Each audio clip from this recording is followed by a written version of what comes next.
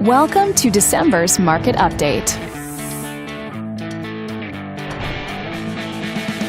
Let's take a look at residential real estate activity in your area during the month of November. The number of active listings was down 9% from 1 year earlier and down 4% from the previous month. This smaller inventory means that buyers who waited to buy may have had a smaller selection to choose from.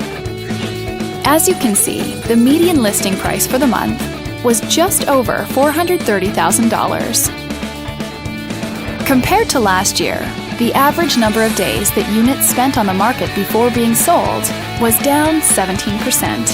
This lower number of days may signal a positive trend in the local inventory turnover rate. The median sale price was just over $320,000.